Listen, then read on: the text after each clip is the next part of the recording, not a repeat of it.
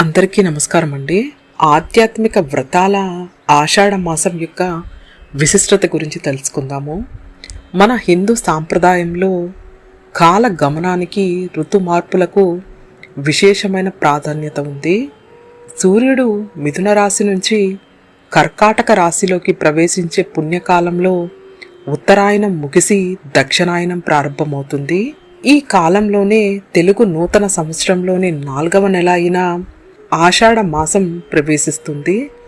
July 15 పాడ్యమి తిథి నుంచి ప్రారంభమై ఆగస్టు 12 అమావాస్యతో ముగిసే ఈ మాసాన్ని కొందరు శూన్యమాసం అని కూడా భావిస్తారు. ఈ నేపథ్యంలోనే వివాహాలు, గృహప్రవేశాలు, ఉపనయనాలు, తలనీలాలు తీయడం, కొత్త వ్యాపారాలు ప్రారంభించడం వంటి ఎలాంటి లౌకిక శుభకార్యాలకైనా ఈ నెల రోజులు చెయ్యరు. అయితే లౌకిక కార్యక్రమాలకు విరామం ప్రకటించినప్పటికీ దైవారాధన, జపం, తపస్సు, వ్రతాలు మరియు పూజాది కార్యాలకు మాత్రం ఈ మాసం అత్యంత శ్రేష్టమైనదిగా చెప్తారు.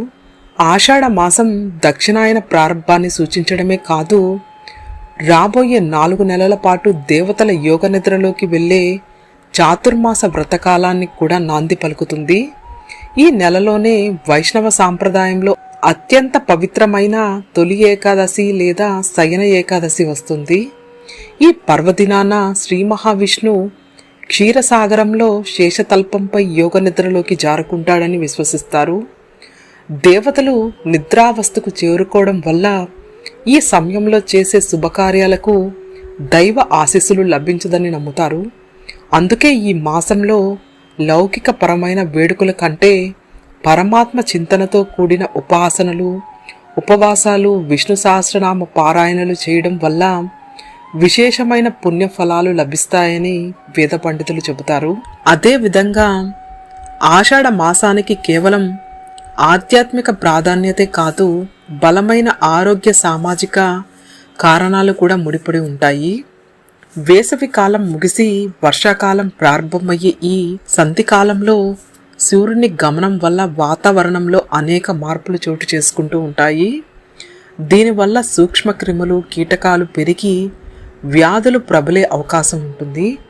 ఈ రుగ్మతల నుండి రక్షణ పొందేందుకు ముఖ్యంగా మహిళలు ఈ మాసంలో గోరింటాకు పెట్టుకునే సాంప్రదాయం కూడా పాటిస్తూ ఉంటారు.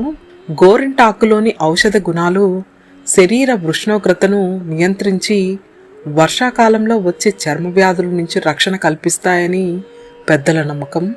ఇక సామాజికంగా చూస్తే వ్యవసాయ ఆధారిత దేశమైన భారతదేశంలో ఈ సమయంలో రైతులంతా ఏరువాక సాగిస్తూ సాగు పనుల్లో అత్యంత సమయం కేటాయిస్తూ వర్షాల కారణంగా ప్రయాణాలు, శుభకార్యాల నిర్వహణ కష్టంగా మారుతుందనే ఉద్దేశంతో కూడా పూర్వీకులు ఈ మాసంలో వివాహాది వేడుకలను నియంత్రించారు.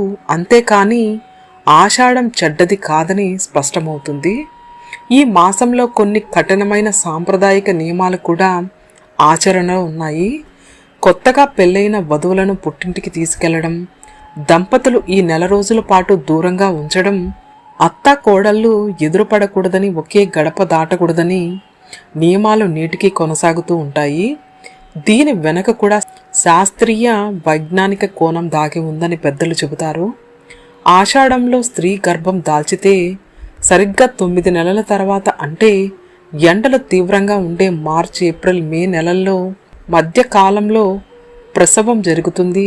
అప్పుడు పుట్టిన పసిపాపలకు, బాలింతలకు ఈ తీవ్రమైన వేడి వాతావరణం, ఎండల తీవ్రత శ్రేయస్కరం కాదనే ఉద్దేశంతోనే ఈ ఆచారాన్ని ప్రవేశపెట్టి ఇప్పటికీ పాటిస్తూ ఉన్నారు. ఆషాఢం ఎంతో పరమ పవిత్రమైన ఆధ్యాత్మిక మాసమని అంటారు. కనుక చక్కగా దీన్ని సద్వినియోగం చేసుకొని ఆ దేవదేవుడి యొక్క కృప మనందరి మీద ఉండాలని కోరుకుందాము. ఓం నమో నారాయణాయ, ఓం నమో భగవతే వాసుదేవాయ, గోవిందా హరి గోవింద.